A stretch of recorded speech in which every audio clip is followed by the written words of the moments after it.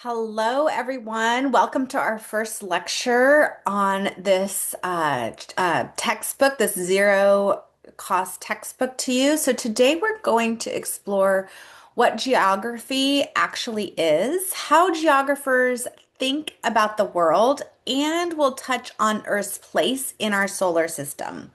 So this is fundamental material that will help you understand everything we cover in this course. So I will go ahead and share my slides with you.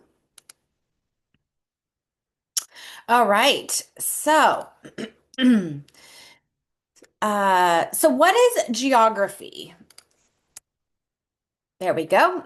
So what exactly is geography? So here's what makes it geography unique. Geography doesn't study one particular thing, like botany studies plants or geology studies rocks. Instead, geography is defined by its approach.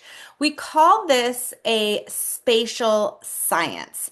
Geographers are fundamentally concerned with answering questions about how and why phenomenons may occur or how they vary across Earth's surface. For example, we investigate patterns of vegetation as they relate to climate or as they relate to soil or topography.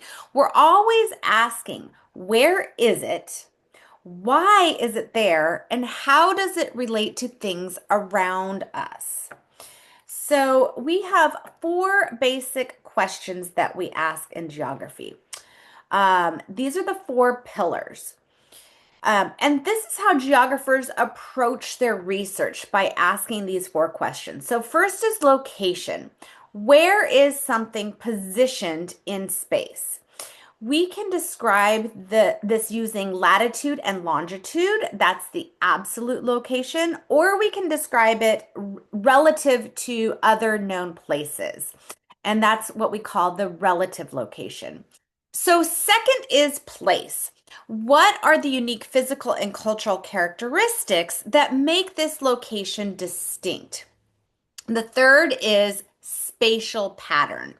How are phenomenon arranged or distributed across space? And the fourth is spatial interaction. How do different elements interact with one another to create geographic patterns? These four questions guide everything we do as geographers. See. Okay, so let's talk about physical geography, which this class is, versus human geography, which your college also offers.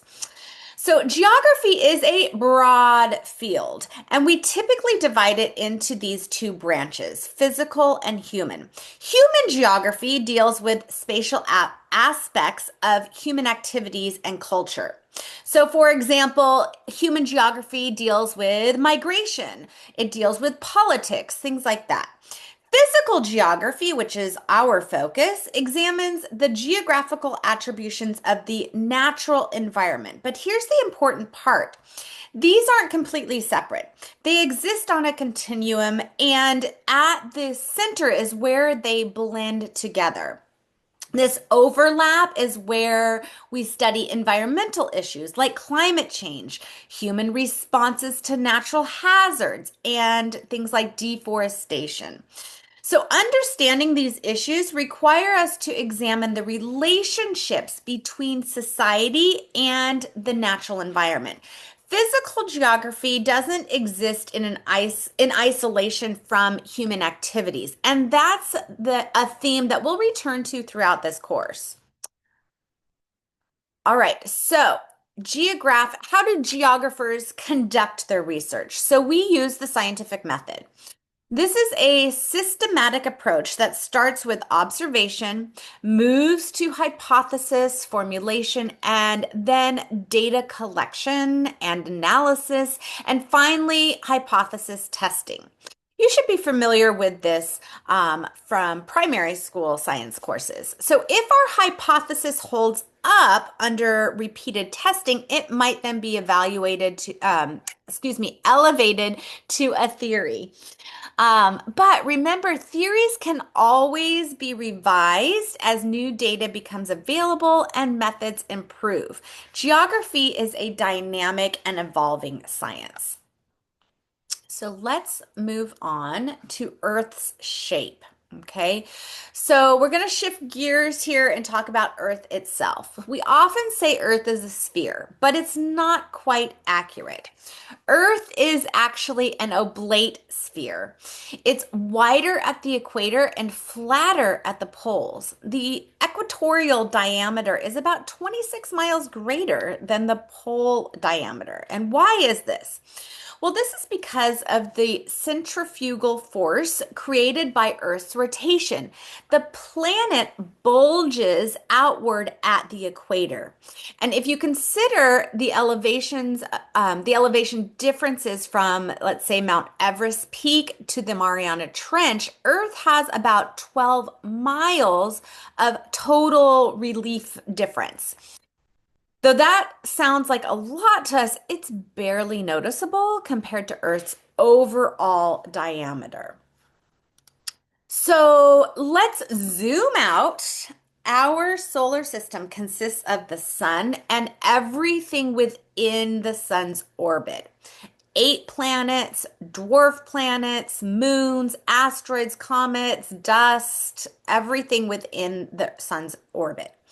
So the sun contains over 99% of the solar system's total mass and is essentially a giant thermonuclear furnace with internal temperatures of 15 million degrees Celsius. The planets fall into two different categories. The inner planets or terrestrial planets consist of Mercury, Venus, Earth, and Mars. And these are smaller planets. They're rockier and they're closer to the sun. The outer or Jovian planets are Jupiter, Saturn, Uranus, and Neptune. And these are much larger. They're gaseous giants farther from the sun. So, understanding Earth's place in this system helps us approach the unique conditions that make our planet habitable. So, let's talk about Earth's movement. Two main keys: rotation and revolution.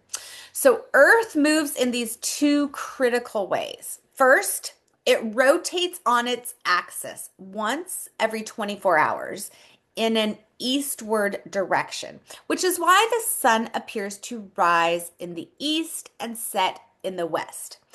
If you were looking down on Earth at the North Pole, the Earth is going to appear to rotate clockwise. So again, if you're looking down towards the North Pole, the Earth will be rotating clockwise. Now, so the first rotation or the first movement, is rotation. Secondly, Earth revolves around the sun once every 365 and a quarter days. So 365.25 days. That 0.25 is why we have leap year. So this orbit isn't a perfect circle. It's actually an elliptical. We are closest to the sun on January 3rd, and we're about 91.5 million miles on January 3rd. And we call this closeness to the sun on January 3rd the perihelion. Then we are farthest from the sun on July 4th at 94.5 million miles, and we call this the aphelion. So interestingly, the distance variation causes only small changes in the amount of solar radiation received by Earth. Now we're going to get into that.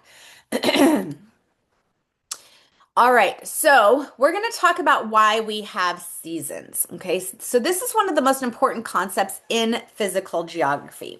Earth's axis is tilted 23.5 degrees, 23.5 degrees from perpendicular to the plane of the ecliptic. Okay, so that's the plane containing Earth's orbit around the sun. So this 23.5 degree axis always points towards the North Star Polaris, maintaining what we call parallelism. Okay, so I'll repeat that. Earth is always pointing, the North Pole is always pointing at a 23.5 degree angle towards the North Star Polaris. Okay. Now, because of this tilt, the different parts of Earth receive varying amounts of direct sunlight throughout the year. During the Northern Hemisphere, the summer, our summer, we're tilted toward the sun, creating high sun angles and more intense solar radiation. 6 months later, we're tilted away from the sun, creating low sun angles and less intense radiation. We're going to dive deeper into this concept in the future chapter. Now, this axial tilt of 23.5 degrees is the reason we experience seasons. It is not our distance from the sun, the perihelion and the aphelion. In fact, the northern hemisphere is actually farther from the sun during the summer. Okay, so to go back to our prior slide, on January 3rd, we are closer to the sun. The northern hemisphere is experiencing their winter. Okay, on July 4th, we are farthest from the sun when the northern hemisphere is experiencing their summer. Okay. All right, let's see. Okay, so in conclusion, let's wrap this little lecture up. So, we have established that geography is fundamentally about understanding spatial patterns and relationships on Earth's surface. We've also seen that physical geography doesn't exist in isolation. It connects deeply with human activities, especially in understanding environmental change. We've also explored Earth's physical characteristics and the movement in space, which create the foundation for everything we're going to study in this course, from climate and weather to ecosystems and landforms. So I'm going to conclude it at that. So thanks for watching, and I'll see you in the next lecture.